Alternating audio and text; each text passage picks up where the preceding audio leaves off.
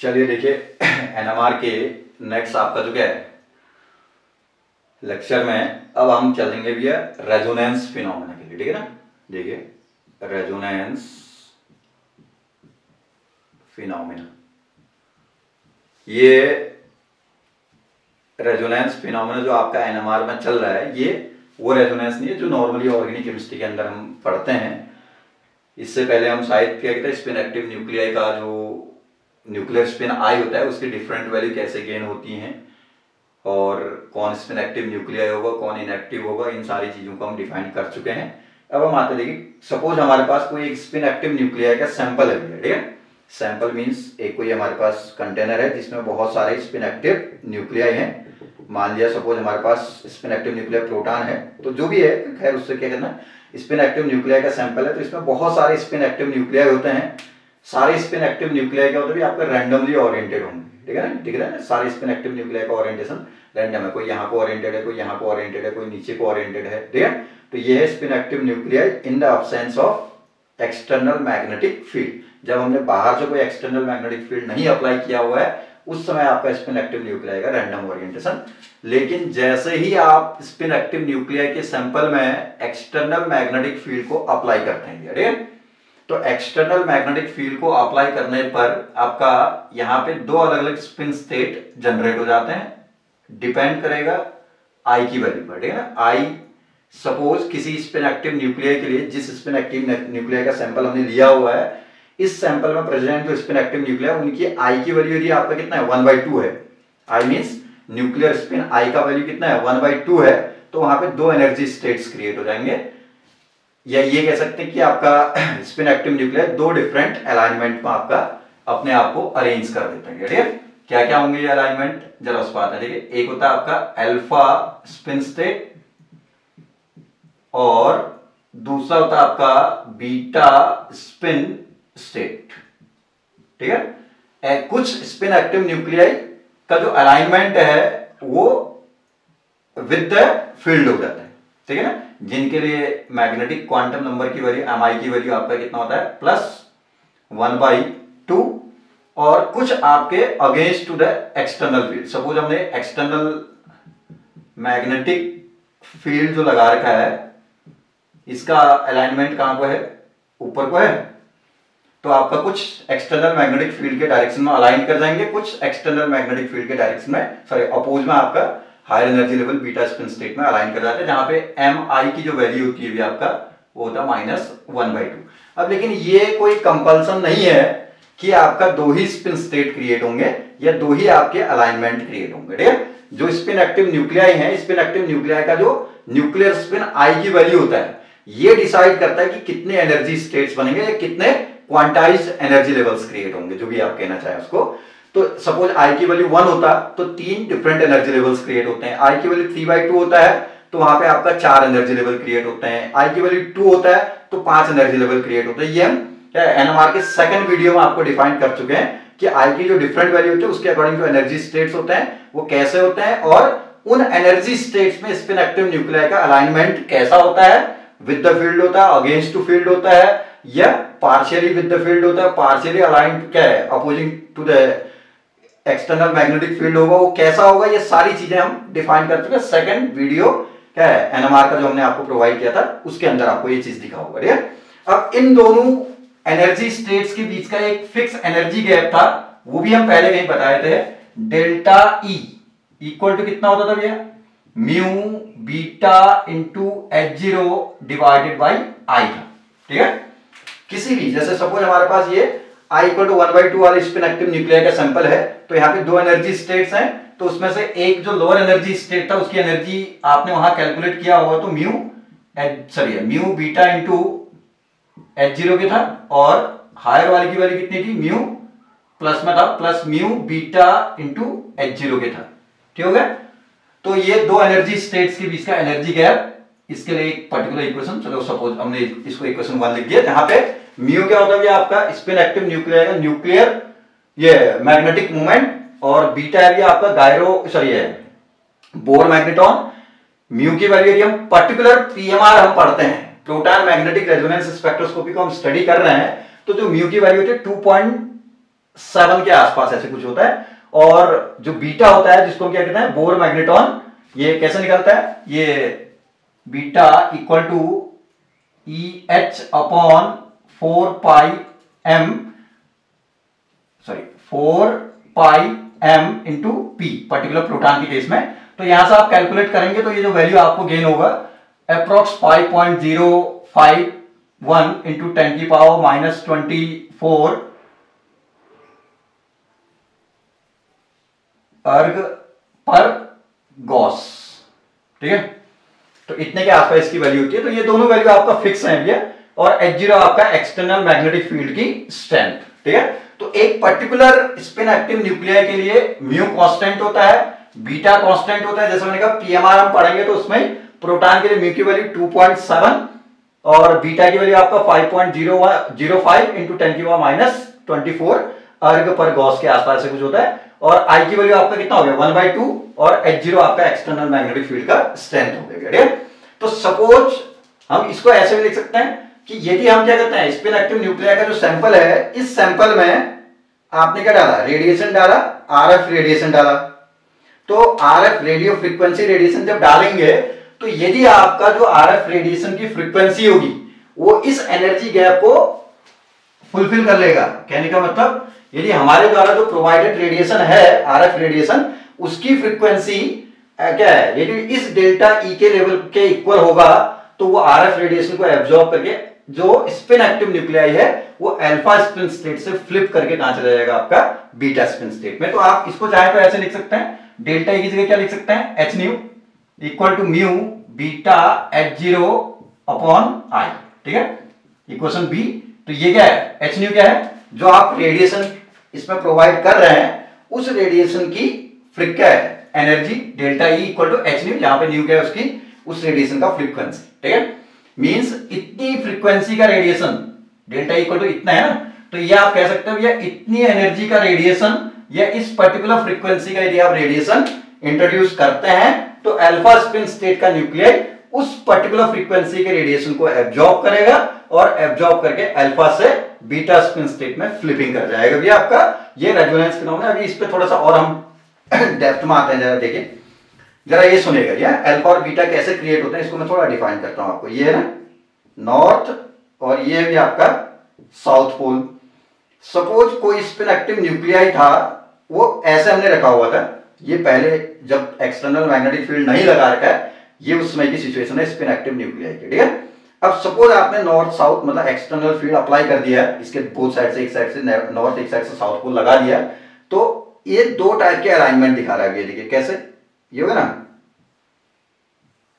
ये हो गए दो टाइप के अलाइनमेंट, ठीक है ना। तो ये हो सकता है कि जो ये स्पिन एक्टिव न्यूक्लियाई जो ऐसे बिल्कुल सीधा खड़ा था, जैसे ही एक्सटर्नल फील्ड लगाया तो आपका ऐसे फील्ड के डायरेक्शन में अलाइन, ये वो एक्सटर्नल मैग्नेटिक फील्ड के डायरेक्शन में अलाइन करना। तो जैसे ही आपने एक्सटर्नल मैग्नेटिक फील्ड लगाया तो ये ऐसे अलाइन हो जाएगा। तो इसका ये कौन सा पोल होता है, नॉर्थ, और ये कौन सा है, साउथ। ये हम पहले बताया ना, ये न्यूक्लियाई कैसे होते हैं, पॉजिटिव चार्ज स्पीसीज हैं। तो आपका पॉजिटिव पार्टिकल जब मोशन करता है तो ऐसे मोशन कर रहा है ना, तो ऐसे मोशन करेगा तो ये थंब क्या होगा, नॉर्थ पोल, और नीचे क्या होगा, साउथ पोल। तो इसका यहाँ नॉर्थ यहाँ साउथ पोल है, तो ये ऐसे अलाइन करेगा तो नॉर्थ साउथ के सामने आएगा, साउथ नॉर्थ के सामने। तो अट्रैक्शन होगा एक्सटर्नल मैग्नेटिक फील्ड के साथ, तो अट्रैक्शन में एनर्जी लॉस होता है, इसलिए लोअर एनर्जी स्टेट क्रिएट होगा, that is alpha spin state, ठीक है। लेकिन कुछ spin active nuclei against to field चले जाएगा, कुछ तो अलाइन करके फील्ड के डायरेक्शन में नॉर्थ साउथ, साउथ और साउथ नॉर्थ, ठीक है ना, इंट्रैक्शन होगा। कुछ against to external magnetic field चले गए तो वहां क्या होगा, नॉर्थ के सामने क्या हो जाएगा, नॉर्थ, और साउथ के सामने साउथ। तो यहाँ पे क्या होगा, रिपल्सन होगा, रिपल्सन से एनर्जी बढ़ता है तो तब जाकर के beta spin state, higher energy state generate होता है आपका, ठीक है।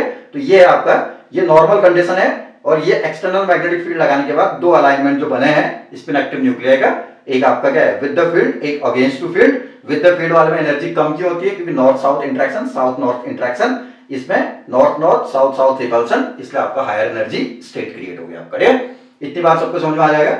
देन अब इसी को हम आगे बढ़ाते हैं। देखिए सपोज आपने स्पिन एक्टिव न्यूक्लियाई को एक्सटर्नल मैग्नेटिक फील्ड में रखा था नॉर्थ, और ये एक्सटर्नल फील्ड का साउथ पोल है।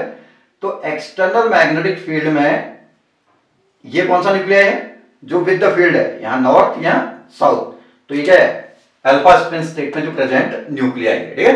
तो ये जो न्यूक्लियाई होता है भैया, एक चीज को थोड़ा सा ध्यान से देखिएगा, ये न्यूक्लियाई बिल्कुल ऐसे सीधे खड़े नहीं रहेगा। ये कहता है जैसे ही हम एक्सटर्नल मैग्नेटिक फील्ड लगाते हैं तो कुछ न्यूक्लियाई इस कंडीशन से ऐसे विद द फील्ड चले गए, कुछ अगेंस्ट टू फील्ड चले गए। तो विद द फील्ड जो गया होगा तो वो इस एक्सेस के अलोंग, जैसे इस एक्सेस पे रखा हुआ है, तो ये कहता है कि इस एक्सेस के अलोंग ये क्या करता है आपका यहां पे प्रिसिशन करता है। प्रिसिशन क्या होता है, इस तरीके का मोशन है, ठीक है, बिल्कुल सर्कुलर टाइप का मोशन होगा ऐसे, ठीक है ना। एक आपका सर्कुलर आपका क्या है रिंग टाइप का क्रिएट हो रहा होगा यहाँ पे, तो ये बिल्कुल सीधा खड़ा नहीं रहेगा, इस तरीके से मोशन करते रहेगा यहाँ पे, ठीक है। तो ये कहलाता है आपका प्रिसिशनल मोशन, ठीक है। कौन सा मोशन कहलाता है, एक्सटर्नल मैग्नेटिक फील्ड में जैसे ही रखा तो ये इस तरीके से इस तरीके से क्या करते रहेगा आपका मोशन करते रहेगा। इस टाइप का मोशन क्या कहलाता है, इसका प्रिसिशनल मोशन कहलाता है, ठीक है। और इस प्रिसिशनल मोशन को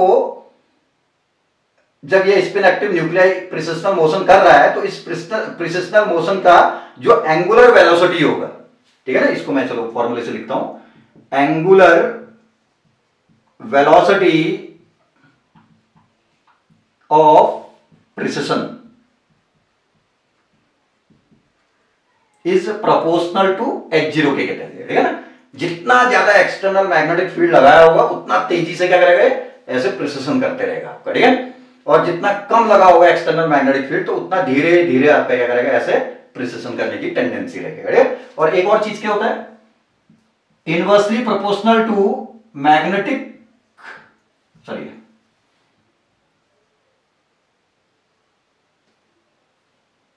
angular momentum of spinning body. Spinning body कौन है यहाँ पे, ये स्पिन एक्टिव न्यूक्लियाई जो भी आपका उसके इनका है इनवर्सली प्रोपोर्शनल होता है कहता है, ठीक है। तो ये चीज तो आपको ध्यान में आ जाना चाहिए। एंगुलर वेलोसिटी ऑफ प्रिसिशन क्या हुआ, एंगुलर वेलोसिटी ऑफ प्रिसिशन ना एक लीनियर वेलोसिटी होता है, एक पर यूनिट टाइम में लीनियर फैशन पे कितना डायरेक्शन ट्रेवल किया वो लीनियर वेलोसिटी होता है। एंगुलर वेलोसिटी क्या हुआ, अब ये क्या है, मैंने कहा कि बिल्कुल इस तरीके का मोशन कर रहा है, इस तरह का कोन टाइप का बनता है यहाँ पे ना। जब ये प्रिसिशन कर रहा होता है, बुक में आपका ऐसे वर्टिकल दिखा होगा, जब ये प्रिसिशन कर रहा होगा तो इस टाइप का कोन टाइप का बनेगा। तो कितना आपका क्या है एंगुलर, कितना एंगल ट्रेवल किया इसने in the unit time interval, वो कहलाता है एंगुलर वेलोसिटी ऑफ प्रिसिशन। मतलब प्रिसिशन करते समय कितना एंगल ट्रेवलिंग किया in the unit time interval, that is called as angular velocity of precession. इसको हम ओमेगा 0 से लिखते हैं वैसे। तो ये H0 के डायरेक्टली प्रोपोर्शनल, ये वाले पॉइंट को बड़े ध्यान से देखिए, H0 के प्रोपोर्शनल, जितना ज्यादा H0 होगा एक्सटर्नल फील्ड का स्ट्रेंथ होगा उतना तेजी से क्या करेगा, प्रिसिशन करेगा, ठीक है। फिर एक फॉर्मूला होता है इसके लिए, ये इसी को मैं ऐसे लिखता हूं, ओमेगा 0 लिख देता हूं, एंगुलर वेलोसिटी ऑफ प्रिसिशन। ये इक्वल टू होता है, ये फॉर्मूला आप थोड़ा सा याद कर लीजिएगा, equal to 2 pi upon IH mu beta into H0, ठीक है। ये फॉर्मूला होता है एंगुलर वेलोसिटी ऑफ प्रिसिशन को निकालने के लिए। इक्वेशन नंबर इसको हम मान लेते हैं 1, ठीक हो गया। इसमें आपका इतना जो फैक्टर दिख रहा है ना, ये देखिए, ये दिख रहा है 2 पाई कांस्टेंट है। एक पर्टिकुलर आपका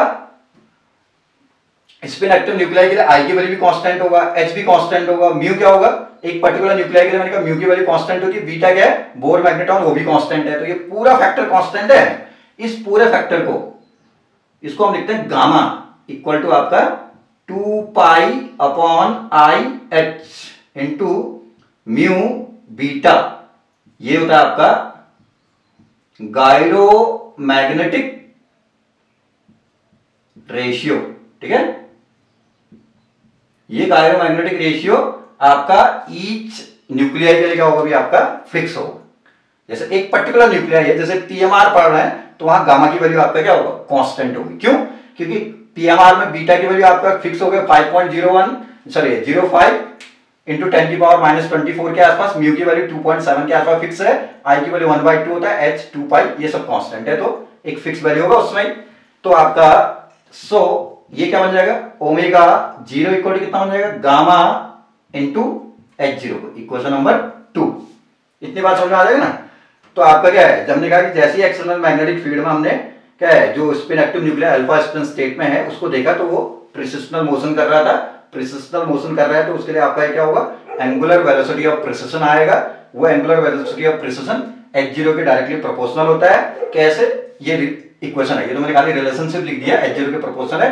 कैसे, उसके लिए है ओमेगा 0 एंगुलर क्या है, एंगुलर वेलोसिटी ऑफ प्रिसिशन को ही करें। एंगुलर वेलोसिटी ऑफ प्रिसिशन का मतलब प्रिसिशन करते समय यूनिट टाइम इंटरवल में कितना एंगल उसने ट्रेवल किया हुआ है, क्योंकि सर्कुलर मोशन कर रहा है तो एंगल में क्या है, ट्रेवलिंग होगी ना आपकी डिस्टेंस। तो आपका कितना ट्रेवलिंग किया हुआ उसने, या कितना एंगल ट्रेवलिंग किया हुआ है, वो कहलाता है एंगुलर वेलोसिटी ऑफ प्रिसिशन। तो उसके लिए formula 2π/IH mu beta into h0 है, ठीक है। इसमें से ये जो मैंने सर्कल कर रखा है ये फैक्टर आपका एक पर्टिकुलर न्यूक्लियर के लिए फिक्स होगा। इसको कहते हैं गायरोमैग्नेटिक रेशियो।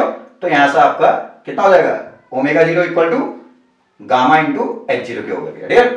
अब एक चीज और हम जानते हैं भैया, एंगुलर वेलोसिटी इक्वल टू क्या होता है, angular velocity equal to 2π/T के भी होता है।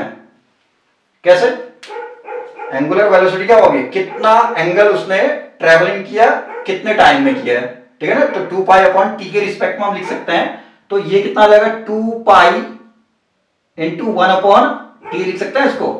और 1/T क्या होता है भैया, ये होता है आपका फ्रीक्वेंसी न्यू 0।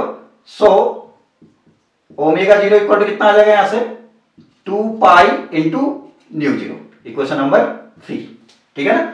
ये एंगुलर वेलोसिटी एक तो हमने ऐसे डिफाइन कर दिया, एक ही होता है angular velocity omega equal to 2π, total कितना 360 का सर्कुलर मोशन कर रहा है, 360 एंगल हो गया, तो 360/T, ठीक है ना इतना तक। तो 2π/T, 1/T को हम क्या कह सकते हैं भैया, कितना साइकिल्स कंप्लीट किया है पर सेकंड में। तो 1/T इक्वल टू क्या है, ये न्यू 0, ये वो आपका क्या कहलाता है, यही न्यू 0 कहलाता है आपका लार्मर फ्रीक्वेंसी, ठीक है। लार्मर फ्रीक्वेंसी भी कहते हैं, प्रिसिशनल फ्रीक्वेंसी भी कहते हैं इसी को, ठीक है। लार्मर फ्रीक्वेंसी या प्रिसिशनल फ्रीक्वेंसी, जब प्रिसिशन कर रहा है तो किस फ्रीक्वेंसी के साथ वो क्या करता है, प्रिसिशन कर रहा है, वो फ्रीक्वेंसी न्यू 0। तो न्यू 0 क्या है, omega 0 equal to 2π into nu 0, equation 3, equation 2 और 3 से चलेंगे तो देखिए ये पे लिख लेते हैं, अकॉर्डिंग टू इक्वेशन 2 मत चलो 1 से चलते हैं, 1 एंड 3 से। 1 से ओमेगा 0 इतना था, 3 से ओमेगा 0 इतना है। तो 2π omega 0 sorry nu 0 equal to कितना, 2π/IH कितना, mu beta into h0। 2π cancel हो जाएगा भैया, तो म्यू 0, h को यहां लाओ, h न्यू 0 इक्वल टू कितना, म्यू बीटा इंटू h0/I, ठीक हो गया, ये हो गया। या इसी को आप क्या इसको आप ऐसे भी लिख सकते हैं, न्यू 0 इक्वल टू कितना, म्यू बीटा h0/IH, इसको ऐसे रहने दो, चलो ठीक हो गया इतना तक। ये क्वेश्चन नंबर 4, ठीक। ये क्या है, जो स्पिन एक्टिव न्यूक्लियर यहां पे प्रिसिशन कर रहा है उसके क्या है, प्रिसिशनल फ्रीक्वेंसी या लार्मर फ्रीक्वेंसी, जिस फ्रीक्वेंसी के साथ प्रिसिशन कर रहा है वो फ्रीक्वेंसी का फॉर्मूला ये है आपका, ठीक है। ऊपर एक फॉर्मूला हमने कहीं पढ़ा था, दो एनर्जी स्टेट्स के बीच का एनर्जी गैप इतना, तो मैंने डेल्टा ई को h0 लिख सकते हैं। तो यहां से मैं इसको ऐसे तो लिख सकता ना, इसको छोड़ो बीटा, इसको लिखो nu equal to mu beta into h0/IH, equation B, ठीक है। ये म्यू क्या है, ये क्या है, हमने कहा था कि जब हम आरएफ रेडिएशन डालेंगे तो यदि हम इतनी फ्रीक्वेंसी या इतनी एनर्जी का हम क्या है, एनर्जी क्या है, तो ऐसे कहेंगे h nu equal to energy होता है ना। तो इतनी एनर्जी का यदि हम रेडिएशन डालते हैं या इतनी फ्रीक्वेंसी का यदि हम रेडिएशन डालते हैं तो आपका ये अल्फा से कहां चले जाएगा, बीटा में चले जाएगा। और वही फॉर्मूला हमारा यहां से भी आ रहा है, देखो। तो according to equation 4 and B, 4 and B से क्या दिख रहा है आपको, देखो कि जितना प्रिसिशनल फ्रीक्वेंसी है स्पिन एक्टिव न्यूक्लियाई का, उतनी ही फ्रीक्वेंसी का जो हम रेडिएशन डालेंगे, वो कैसे डालते हैं, परपेंडिकुलर डालेंगे ना। आरएफ रेडिएशन जो डाला जाता है वो एक्सटर्नल मैग्नेटिक फील्ड के परपेंडिकुलर डाला जाता है। तो जो आरएफ रेडिएशन डालेंगे उस आरएफ रेडिएशन की फ्रीक्वेंसी यदि लार्वर फ्रीक्वेंसी को मैच कर जाएगा, ये दोनों की वैल्यू तो सेम दिख रहा है ना आपको, तो जब भी आपका यहां से क्या हो जाएगा, nu zero equal to nu, ठीक है, ये हुआ रेजोनेंस की कंडीशन। जब भी आपका स्पिन एक्टिव न्यूक्लियाई के सैंपल में जो परपेंडिकुलर आरएफ रेडिएशन डालते हैं उसकी फ्रीक्वेंसी, इस पे क्या है, एक्सटर्नल मैग्नेटिक फील्ड की प्रेजेंस में जो प्रिसिशन करने वाला जो न्यूक्लियाई है उसके लार्वर फ्रीक्वेंसी या प्रिसिशनल फ्रीक्वेंसी के इक्वल हो जाएगा, तब स्पिन एक्टिव न्यूक्लियाई क्या करेगा, अल्फा से बीटा स्पिन स्टेट में ट्रांजिशन करेगा भैया या फ्लिपिंग करेगा। That phenomena is accurately known as resonance phenomena भी आपका, ठीक है। क्लियर वे में यदि आप रेजोनेंस कहेंगे तो ये उसका एग्जैक्ट डेफिनेशन होता है, ठीक है। हमने कहा स्पिन एक्टिव न्यूक्लियाई, जैसे हमने स्टार्टिंग से सुना, स्पिन एक्टिव न्यूक्लियाई रखा था, एक्सटर्नल मैग्नेटिक फील्ड नहीं लगा था तो रैंडम ओरिएंटेशन था। जैसी एक्सटर्नल मैग्नेटिक फील्ड आपने अप्लाई कर दिया तो ये दो अलग अलग अलाइनमेंट में आ गया। जरूरी नहीं है कि दो ही अलाइनमेंट होंगे, ये आई पे डिपेंड करता है कितने अलाइनमेंट बनते हैं, 2i+1, ये फॉर्मूला होता है ना, 2i+1 अलाइनमेंट होता है। ये पहले कहीं सेकंड वीडियो में हम डिफाइन कर चुके हैं आपको। तो आपको यहाँ पे फिलहाल आपका क्या है, आई की वैल्यू 1/2, जैसे पीएमआर के केस में प्रोटॉन के लिए आई की वैल्यू 1/2 होता है, तो दो स्पिन स्टेट क्रिएट होंगे, या ये कह सकते हैं कि आपका स्पिन एक्टिव न्यूक्लियाई का दो अलाइनमेंट बन गया in the presence of external magnetic field, एक विद द फील्ड, एक अगेंस्ट टू द फील्ड, ठीक है ना, इतना तक। देन उसके बाद फिर हमने कहा गया दोनों के बीच का जो एनर्जी गैप होता है उसके लिए फॉर्मूला होता है म्यू बीटा इंटू H0/I, ठीक हो गया। तो प्रोटॉन के केस में आई की वैल्यू 1/2 होगा, या जिसके लिए जितना भी होगा, चलो छोड़ो, तो डेल्टा ई को H0 लिख सकता है आप। तो इसका मतलब इतनी एनर्जी का यदि आप क्या कर रहे हैं, इतनी एनर्जी, डेल्टा इक्वल टू इतना है ना, तो इतनी एनर्जी का यदि आप रेडिएशन डालेंगे तो आपका स्पिन एक्टिव न्यूक्लियाई अल्फा से कहां फ्लिप कर जाएगा, आपका बीटा में। तो इसी को हमने क्या लिखा, H न्यू, और यहां से न्यू इक्वल टू इतना लिख दिया हमने इसको। इसका मतलब इतनी फ्रीक्वेंसी का यदि हम रेडिएशन डालते हैं तो वे अल्फा से बीटा में फ्लिपिंग करेगा। पहले ये वाली कंडीशन शायद मेरे ख्याल से क्लियर होगा, इस वाले कंसेप्ट पे हम बाद में आते हैं, ठीक है ना। तो उसको मेंटेन करना इक्वेशन बी को। अब हमने कहा कि जब स्पिन एक्टिव न्यूक्लियाई को हमने एक्सटर्नल मैग्नेटिक फील्ड में रखा हुआ है, ये विद द फील्ड है, ठीक है ना। अब यहां तो मैंने ऊपर को लिखा है, इसके ऊपर को, तो एक्सटर्नल मैग्नेटिक फील्ड में रखते हैं तो सही डायरेक्शन क्या है, डायग्राम ये है जहां से आपको क्लियर समझ में आती है। तो जब विद द फील्ड आपका अलाइंड है तो स्पिन एक्टिव न्यूक्लियाई क्या करता है, एक्सटर्नल मैग्नेटिक फील्ड की प्रेजेंस में ऐसे प्रिसिशन करता है आपका ये, ठीक है ना, अपनी एक्सेस के अलोंग एक सर्कुलर पाथ में ऐसे मोशन करता है। तो इस टाइप का मोशन कहलाता है प्रिसिशनल मोशन, ठीक है। तो वो जो प्रिसिशनल मोशन करता है उसके लिए एंगुलर वेलोसिटी ऑफ प्रिसिशन कितना आएगा, एंगुलर वेलोसिटी मतलब यूनिट टाइम इंटरवल में कितना एंगल उसने ट्रैवलिंग किया या कितना डिस्टेंस एंगल में उसने ट्रैवलिंग किया ड्यूरिंग द प्रिसिशन, ये H0 पे डिपेंड करता है। H0 ज्यादा लगा है तो ज्यादा तेजी से प्रिसिशन करेगा, या एंगुलर वेलोसिटी ऑफ प्रिसिशन ज्यादा होगा, H0 कम है तो आपका बहुत धीरे धीरे आपका क्या होगा, प्रिसिशन करेगा, तो एंगुलर वेलोसिटी ऑफ प्रिसिशन क्या आएगा, कम आएगा। उसी को, ये तो खाली रिलेशनशिप है, ये exact formula ω0 = 2π/IH mu beta into H0। तो यहां से जो सर्कल में डाला है ये क्वांटिटी आपका क्या है, एक पर्टिकुलर न्यूक्लियाई के लिए आपका क्या होगा, फिक्स होगा, that is called as gyromagnetic ratio, gamma से इसको हम डिनोट करते हैं। देन उसके बाद यहां से कितना आ जाएगा, ω0 = गामा इंटू H0 के हो गया। अब हमने कहा कि आपका एंगुलर वेलोसिटी ω0 एक और फॉर्मूले से भी डिनोट होता है 2π/T, ये तो आपका वेल नोन है। आपका ये एक है सर्कुलर पाथ में मोशन कर रहा है तो कितना एंगल ट्रैवलिंग किया और टाइम, कितना टाइम उसने कंज्यूम किया हुआ है, तो 2π/T लिखा। तो 2π × 1/T, 1/T को आप न्यू0 कह सकते हैं। तो यहां से न्यू0 क्या कहलाएगा, लार्मर फ्रीक्वेंसी या प्रिसिशनल फ्रीक्वेंसी। ये जो न्यूक्लियर प्रिसिशन कर रहा है तो कितनी फ्रीक्वेंसी के साथ या क्या है आपका ये प्रिसिशन कर रहा है, वो फ्रीक्वेंसी न्यू0 कहलाता है, लार्मर फ्रीक्वेंसी भी इसको हम कहते हैं। देन यहां से ω0 बराबर कितना आ जाएगा, फिर ये ω0 बराबर 1/T की जगह न्यू0 रखा तो 2π न्यू0 हो गया, इक्वेशन 3, ठीक हो गया ना इतना तक। अब इक्वेशन 3 से ω0 की वैल्यू इतनी है, इक्वेशन 1 से ω0 की वैल्यू इतनी थी, तो दोनों के इक्वेट कर लेते हैं। तो इक्वेशन 1 और 3 से 2π न्यू0 = 2π/IH mu H0 sorry beta into H0, 2π cancel होगा तो H, इसको वहीं क्यों करते, इसको सीधे लिख लो, ठीक है ना। तो यहां से न्यू0 इक्वल टू कितना हो जाएगा, म्यू बीटा H0/IH, ये हो गया इक्वेशन नंबर 4। ये हमारा प्रिसिशनल या लार्मर फ्रीक्वेंसी का फॉर्मूला ये है, ठीक है।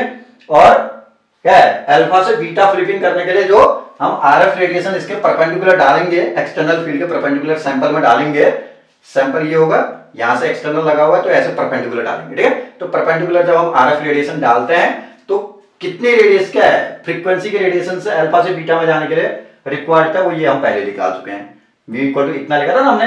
तो यहां से यहां फ्लिपिंग करने के लिए जो रिक्वायर्ड फ्रीक्वेंसी है वो इतना है, और वही फ्रीक्वेंसी के बराबर हमारा नॉर्मल फ्रीक्वेंसी भी आ रहा है। इसका मतलब जो हम आरएफ रेडिएशन डालते हैं वो आरएफ रेडिएशन का जो फ्रीक्वेंसी है वो यदि किसको मैच कर जाएगा, यहां पे जो प्रिसिशन करने वाला न्यूक्लियाई है उसके प्रिसिशनल फ्रीक्वेंसी के बराबर हो जाएगा, तब आप कहेंगे कि आपका spin active nuclei alpha spin state से फ्लिप करके बीटा स्पिन स्टेट में, यहां कहेंगे तो अल्फा से बीटा में ट्रांजिशन कर जाएगा। यही कहलाता है आपका रेजोनेंस फिनोमिना भी है, ठीक है। और फिर रेजोनेंस फिनोमिना के आगे फिर एक इसका करस्पॉन्डिंग टर्म आएगा रिलैक्सेशन फिनोमिना, जिसको हम नेक्स्ट टॉपिक के अंदर आपको डिफाइन करने की कोशिश करेंगे। मेरे ख्याल से इतनी बात आपको फिलहाल समझ में आना चाहिए। आपको केवल ये करना है कि इन दोनों के बीच का गैप इतना होता है, एक जनरल फॉर्मूला पहले बताए हैं, और वहीं से आप फ्रीक्वेंसी के टर्म पे इसको लिखेंगे तो इतना, इसका मतलब इतनी फ्रीक्वेंसी का रेडिएशन डालेंगे तो अल्फा से बीटा में ट्रांजिशन हो जाएगा।